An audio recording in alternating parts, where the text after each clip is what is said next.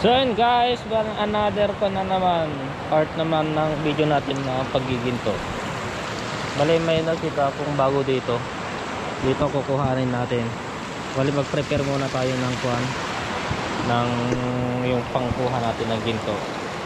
Ipepesto muna natin.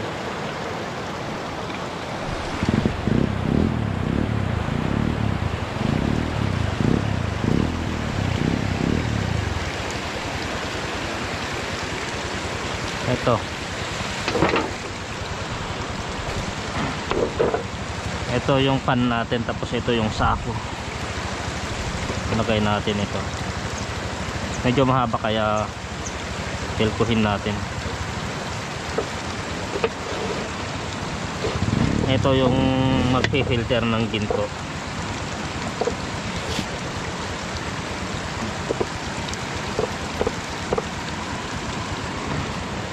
Ito yung screen. Dito sasabit yung mga ginto.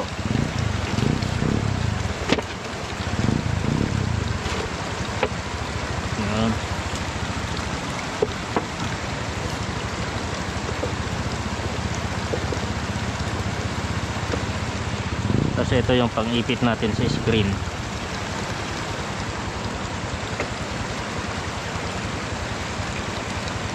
Tapos pa tayo ng maliliit na bato guys, pang-ipit natin.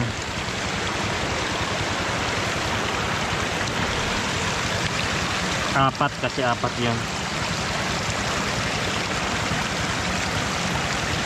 Tignan natin ito kung pwede.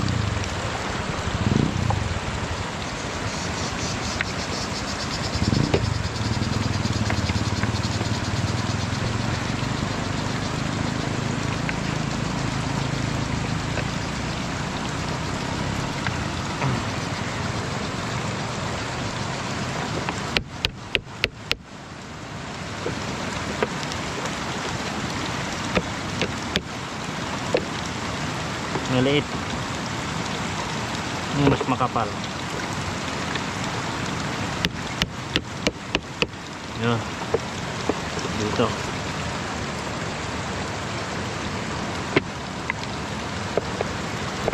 kasi ito dito na malaki. Ayan.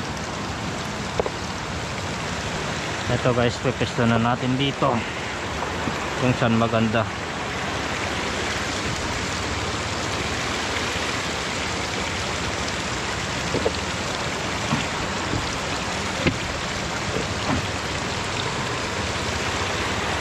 Walang magandang pwestuhan.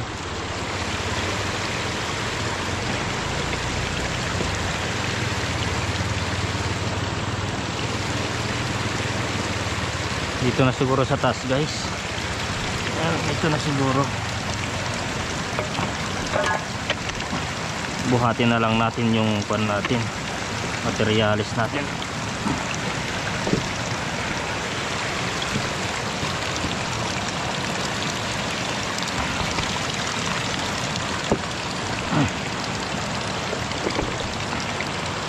Ayan.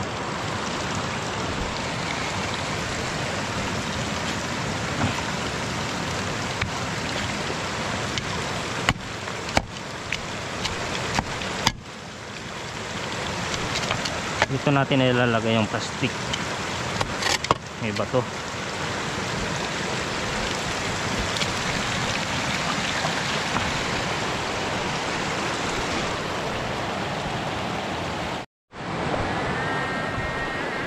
Ayan guys, pinipesto ko na yung plastic. Tapos palagyan na natin ng tubig mamaya. Ito yung plastic. Tignan, make sure natin na wala siyang butas guys, kasi doon mahuhulog yung ginto. Dapat ganyan.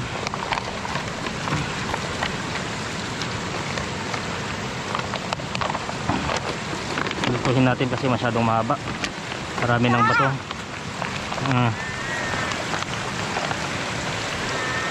Lagyan natin ng mga bato guys.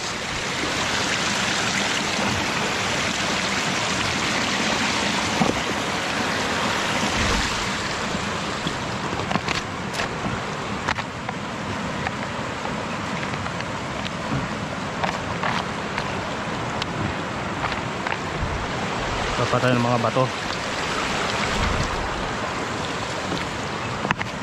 Yan.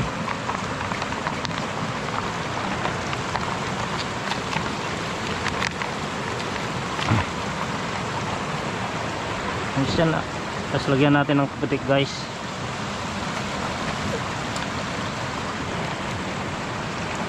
Putik. Alis na dyan na. Lagyan na natin ng tubig. Alis dyan. Dito natin ipapadaan yung tubig guys.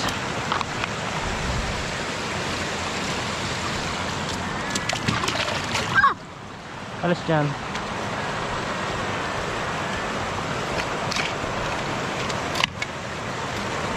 Dapat diretso lang siya guys.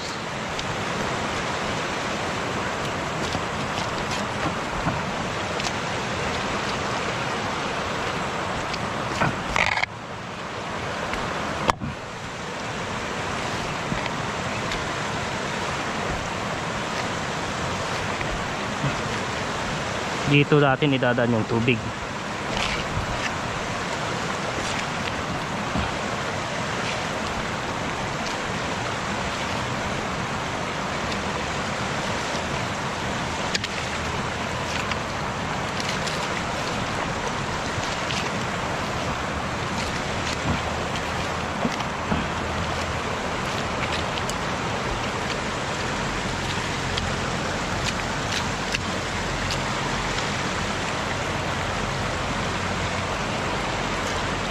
Yun, yun na yung tubig. Dapat nakasentro siya. Lagyan natin ng bato.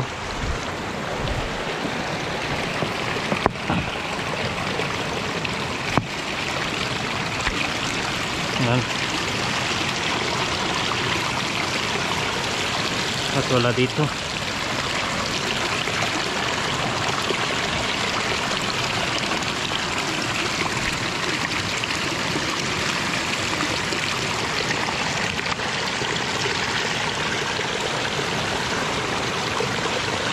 Yan guys, okay na.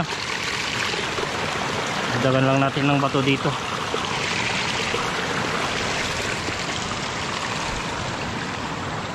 Ito siguro. Ayan.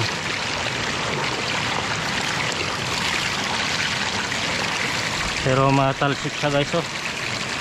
Lagyan natin ng sako siguro.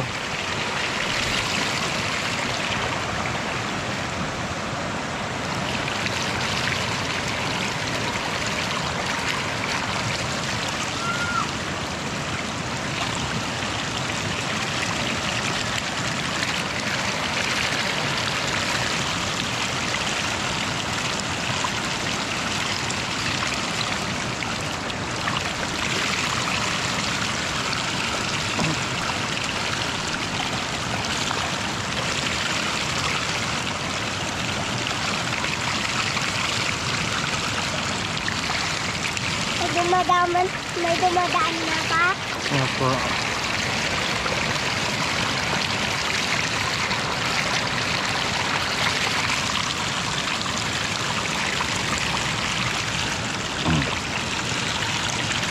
Nadikit kasi itong mga putik na to guys. Tapos ayusin natin to, dapat pantay ito.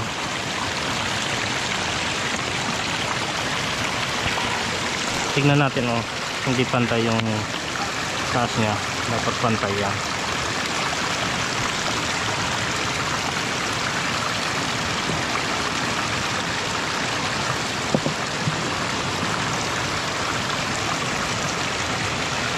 Yan.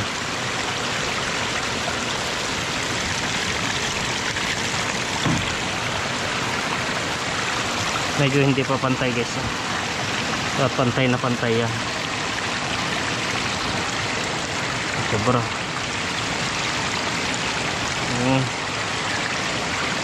Sobra naman. Okay. Papa! Punta na tayo dito sa linungan! Umuwi ka na kasi umampon na. Saan guys, dito tayo kukuha ng i-ano natin.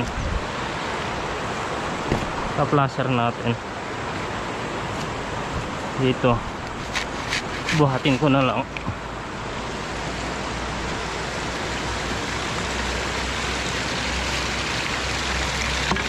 Yan.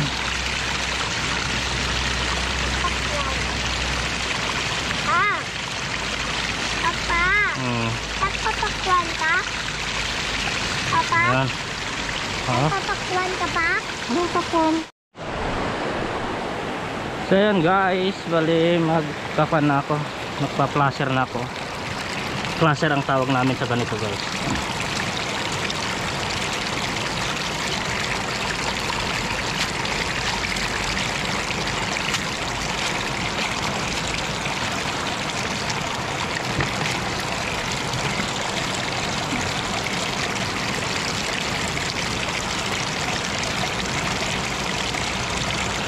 Magpala tayo.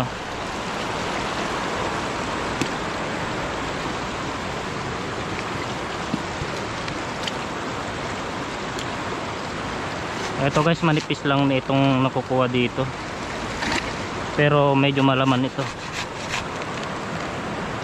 Maraming kargang gold.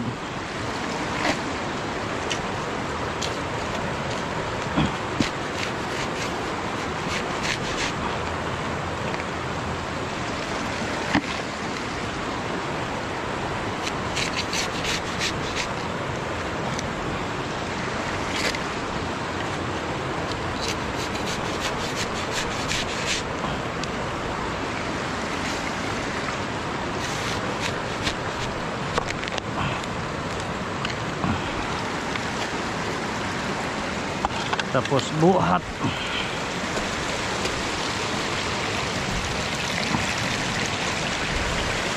Tapos hugas.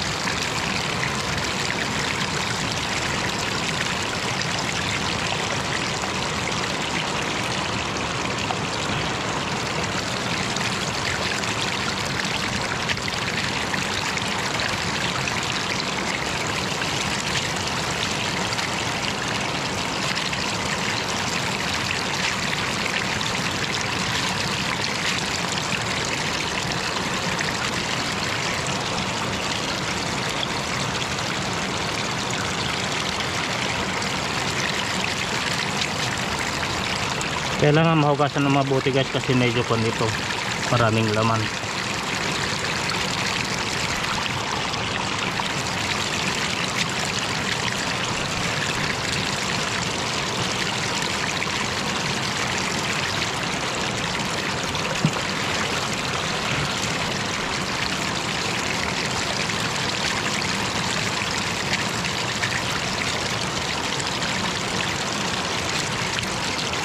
So yan guys, ganun lang yung proseso, paulit-ulit lang ako.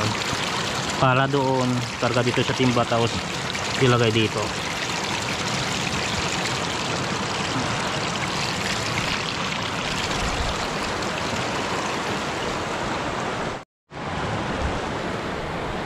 So yan guys, bali medyo maluwang na yung pinagkuhanan ko.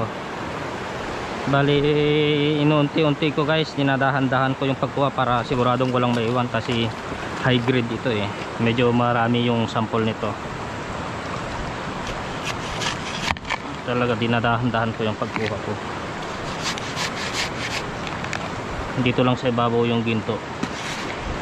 Medyo makapal lang sample nito. Kaya minimake sure ko na kuhan, walang maiiwan, kasi sayang wala na tayong pagkukuhanan ng ganitong karaming kuhan sample.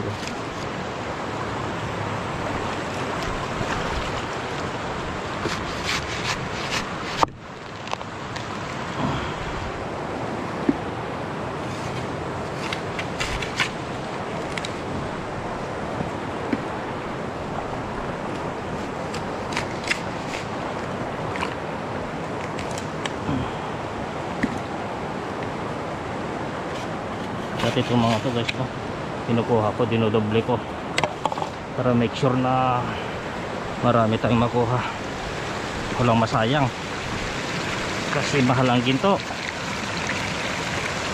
Yan,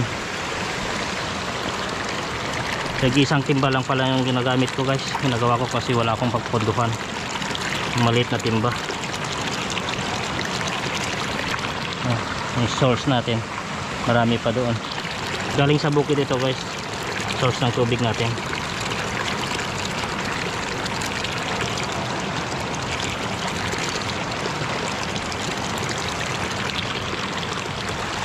Doon sa taas guys, doon tayo sa kabila kahapon, marami pa doon sa bandaron, bumalik ulit sila ang mga kahapon, ang mga nandun kahapon.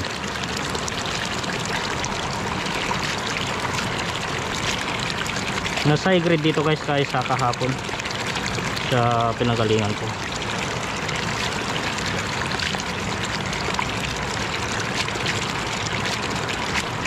Then guys, pag nakuha ko lahat yan, i-harvest natin to, itong pan natin.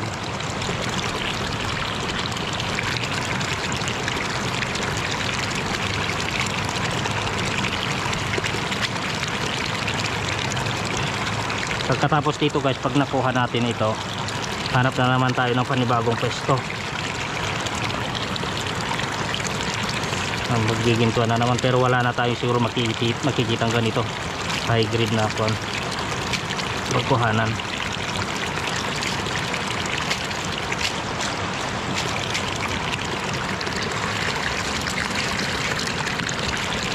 Ganito lang yung proseso guys, paulit-ulit hanggang sa makarami tayo ng pagkuhanan. Pag marami ang pinagkuhanan, mas marami din ang kuha.